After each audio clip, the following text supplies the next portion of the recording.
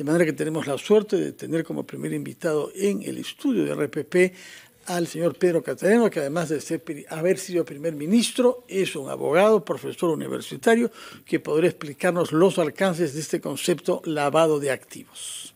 Señor Pedro Catareno, buenos días. Buenos días. Muy buenos días, bienvenido. Buenos días, Mávila. Discúlpenos que aprovechemos de usted para algo que está en curso. No quiero llevarlo a hablar sobre cosas que no conoce con detalle, pero el concepto de lavado de activos es algo sobre lo cual lo he visto a usted escribir.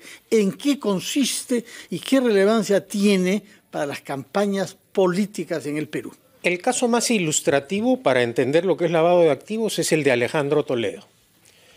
Se firma un contrato con Odebrecht, hay el pago de un soborno, ese soborno lo recibe su testaferro, el señor Maiman, ese dinero de origen ilícito entra al mercado financiero, a un banco, se envían los fondos a Londres, de Londres a Costa Rica a una cuenta de la suegra del señor Toledo, y de esa cuenta ese dinero viene, ese dinero de origen ilícito, para comprar la casa de playa, la oficina y la casa del señor Toledo. Es decir, es un dinero de origen ilícito, y por eso el término lavado, claro, que se ingresa también ilícitamente para aparentar licitud en el uso de ese dinero. Eso es el lavado de activos. Y eso que se ha hecho con coimas, se ha hecho también con donaciones cuyos donantes no quería que se sepan. Exactamente. Es decir, el origen tiene que ser ilícito para que se pueda tipificar la figura de lavado de activos.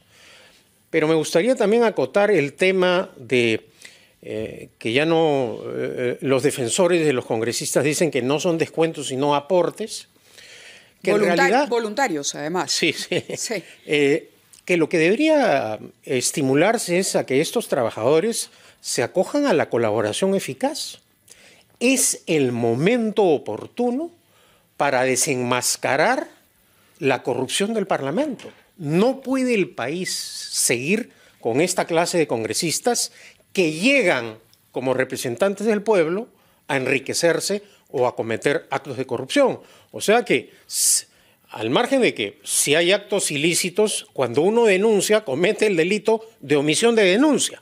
O sea que es recomendable que todos aquellos que han sido obligados a dar dinero a los congresistas se acojan a la colaboración eficaz y que de alguna manera también el Parlamento institucionalmente indemnice a estos trabajadores porque hay un daño que se les ha ocasionado y de esta manera se estimule la colaboración eficaz. Señor Catareno, usted está participando nuevamente en política activa a través del Partido Libertad Popular, ¿no? Este es un proyecto que lleva algún tiempo, nos ha venido contando el esfuerzo que se ha invertido, digamos, la energía que se ha invertido para poder conseguir y cumplir con todos los requisitos del Jurado Nacional Electoral. Y lo que decía antes, de elecciones, sí, perdón. Y lo que usted decía antes es muy importante porque también tiene que ver con la responsabilidad de los partidos en la elección de los congresistas a los que ponen en lista. Ayer conversábamos con el señor Valdés, por ejemplo, de Alianza para el Progreso, a propósito del caso de la congresista Rocío Torres, y él decía que bueno, que sí, que hay que hacer un mea culpa, pero era una posición, le confieso, un tanto blanda y de no responsabilidad. ¿Qué hay que hacer con los partidos políticos o de qué manera se puede conseguir que haya un filtro adecuado, que entren congresistas con una posición clara, que mañana no entren 5 bancadas y al final del periodo sean 20 o 25 las bancadas o los grupúsculos que aparecen en el Parlamento y que no tengamos casos como estos en los que de pronto el partido dice, uy, no sabía, fui sorprendido, hasta antes de que fuera congresista parecía limpio, pero no lo es. Bueno, en el caso de Alianza por el Progreso no me llama la atención en absoluto, además no es el primer caso, ¿no? Es decir, es la reiteración de una conducta, por no decir ilícita, escandalosa. Ahora, para cambiar la política lo que hay que hacer es participar en la cosa pública. Y lamentablemente hemos visto que en los últimos tiempos la gente preparada no participa en política. Y esto tiene una explicación, porque detrás de esto hay organizaciones políticas que hostigan al adversario, que atacan al adversario y que convierten la política en un escenario que luego de que uno ocupa la función pública desfila 5, 7, 8, 9 o 10 años, como en mi caso, por las fiscalías y juzgados. Entonces la gente no está dispuesta a pasar, digámoslo de alguna manera coloquial, por ese calvario. Pero eso es fatal, porque implica dejar un espacio vacío en donde se deciden los asuntos más importantes del país para que accedan al poder esta clase de personajes. Ya no es un escándalo en el país tener esta clase de parlamentarios. Es más, hemos visto cómo el propio Parlamento encubre actos delictivos. Esto de los niños de Acción Popular, estos casos, el escandaloso del acusado de violación, tuvo que haber una reacción ciudadana de indignación, una respuesta mediática para que recién reaccionara el Parlamento. Esto tiene que cambiar naturalmente y para ello los jóvenes tienen que hacer política. Tiene que haber una renovación también en la política. Hablaremos sobre eso y sobre su caso particular porque tenemos entendido de que ya se ha terminado por oficializar la inscripción del partido que usted ha contribuido a crear, Libertad Popular. Todavía nos dirá una presión sobre eso después de una pausa que le ruego que nos acompañe a vivir para darle la palabra a los anunciantes de RPP. Regresamos, Mávila, después de una breve pausa. Hacemos una pausa y regresamos. Estamos conversando con el señor Pedro Cateriano, ex primer ministro y abogado, profesor de Derecho. Nos va a decir una palabra sobre el partido que le ha contribuido a inscribir Libertad Popular. Pero antes de hablar de eso, quisiera regresar a un tema que él mencionó en relación a una pregunta hecha por Mávila Huertas. Mucha gente se inhibe de la política por los temores a que se judicialice la política y que sean acusados durante años con imputaciones falsas por sus adversarios para sacarlos de juego. Y usted ha aludido a su propio caso personal. Esta semana hemos tomado conocimiento de la finalización de una larga disputa, entonces, un supuesta mal accionar en relación a la compra de helicópteros que usted contribuyó a hacer cuando era ministro de Defensa. Sucede que esos helicópteros son los únicos que están operativos ahora y ni siquiera están todos operativos para la emergencia. Esa denuncia fue hecha por la señora Luciana León, ya sabemos cuál es su situación judicial ahora, pero es aprista y usted tiene un conflicto antiguo con el APRA desde la época de Libertad. Pero también fue formulada la denuncia por Rafael Rey, que había sido más bien compañero suyo en Libertad del año 90, ¿no? Bueno, efectivamente, esta fue una denuncia que se aprobó en el Parlamento, se aprobó el informe. Y a mí se me imputó los cargos de colusión ilegal y negociación incompatible. Curiosamente, representantes de partidos que compraron armas en el pasado con traficantes. Habría que recordar los nombres de Abderramán El Asir, Stone, ¿no? Esta denuncia basada en una falsedad, ¿no? Ha tenido un curso, una larga indagación en la Fiscalía, cerca de 4 años y pico. Y bueno, ha llegado a la conclusión de que no ha lugar a formalizar y continuar la investigación preparatoria. Acá lo que hay que preguntarse es, porque en mi caso yo estoy acostumbrado al quehacer político, pero ¿quién repara a los oficiales del ejército jefaturados por el general Germán González Doimi del ejército o a todos los funcionarios del Ministerio de Defensa que durante estos años han estado sujetos a esta indagación fundamentalmente de carácter político? Y hay que preguntarse también qué valor tienen las auditorías de la Contraloría General de la República.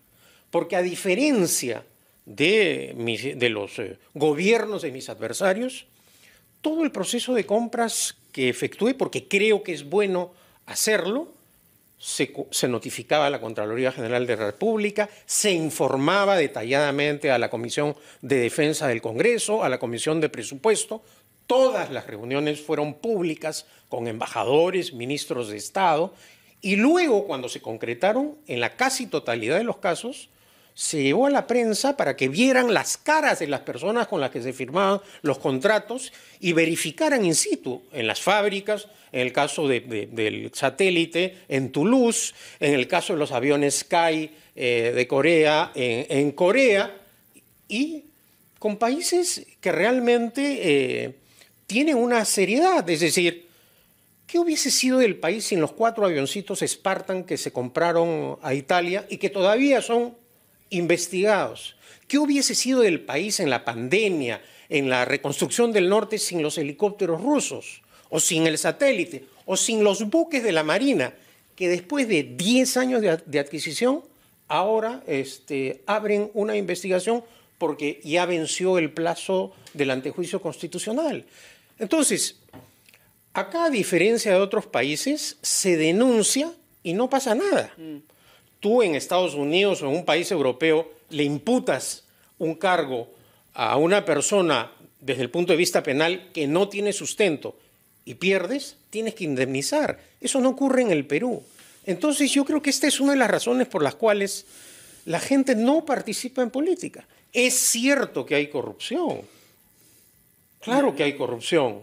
Hemos visto los escándalos de corrupción, pero no todos los que participan en política, ni todos los funcionarios del sector público son corruptos. No. Entonces, cuando no hay motivos y no hay indicios, la Fiscalía y el Poder Judicial tienen la obligación de administrar justicia y no pueden, pues, durar los procesos 5, 7, 10 años. Bueno, nos ha contestado a este tema. Mávila, queríamos saber también sobre otro tema que es algo que es muy sensible a usted y a su posición política, que es la prensa, porque estamos ante proyectos sucesivos, estos de hace tiempo, los hemos visto incluso bajo muy sensible. ¿Por qué? Porque soy sujeto de persecución de la prensa. No, porque ha defendido la libertad de prensa. Exacto, y queríamos conocer su opinión sobre estos proyectos que, bien dice Fernando, se están presentando en el Congreso, que tienen que ver, como por ejemplo, con el aumento de penas para delitos que ya están absolutamente tipificados y establecidos en el Código Penal, o esto de imponer, que ha sido lo último, un porcentaje de contenido de producción nacional en determinados horarios, cuando todavía no se sabe quién aprobaría, ¿no? Y ahí está el peligro, que ese contenido encaja en los parámetros de esta legislación que suena bien, porque dice promover la historia, la cultura, etc.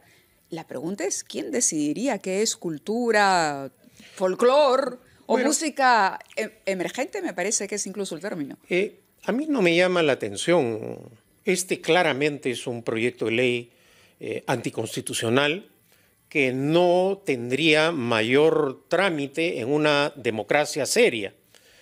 Pero el drama, y volvemos a lo mismo, es que tenemos, creo, parlamentarios que casi no han leído la Constitución, no conocen los derechos fundamentales que están consagrados en nuestro texto constitucional.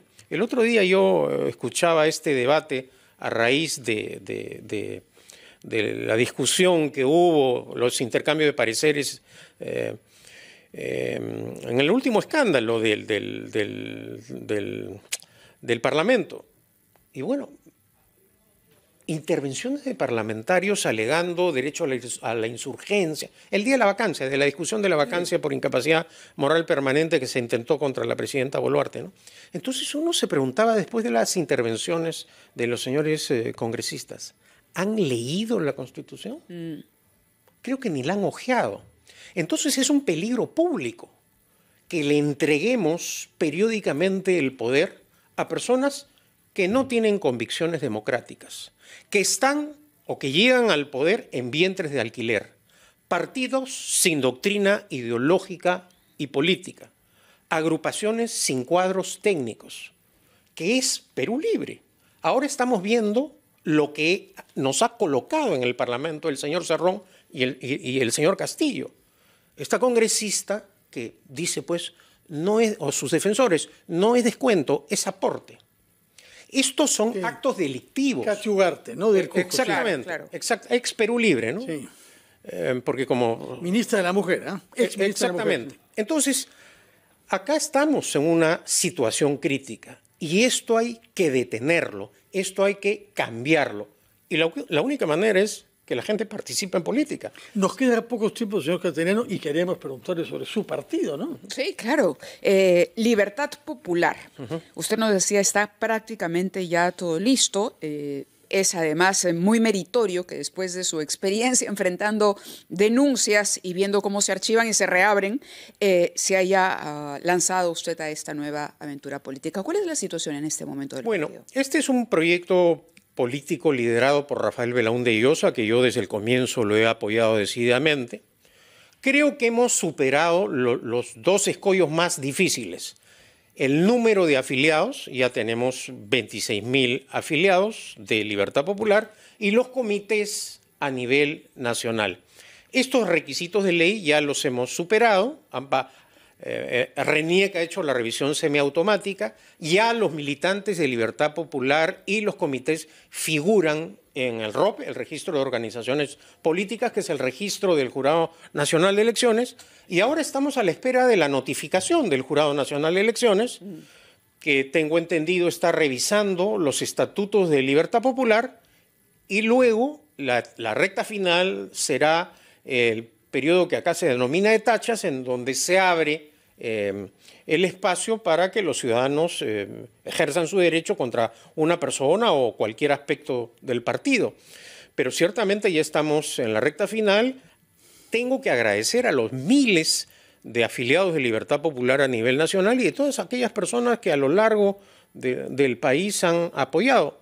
Esperamos pronto esta notificación. El proceso ha sido largo, en algunos casos kafkiano realmente, pero bueno, sostengo, el espacio en política no puede dejarse vacío porque otros lo llenan. Y no hay que olvidar que el derecho es de elegir y de ser elegido. Muy bien, muchas gracias Pedro Cateriano, ex primer ministro, profesor de Derecho y ahora creo que usted es el responsable del plan de gobierno que va a presentar al país el Partido Libertad Popular en cuanto se oficialice su inscripción, es decir, en cuanto se supere el periodo de tachas, que puede tomar algunas semanas. Espero que no hayan tachas, pero en fin, en esta clase de avatares uno tiene que estar acostumbrado a todo. De acuerdo, muchísimas gracias por haber estado con nosotros esta mañana. Son las 8:31, vamos a escuchar a los anunciantes de la hora y regresamos.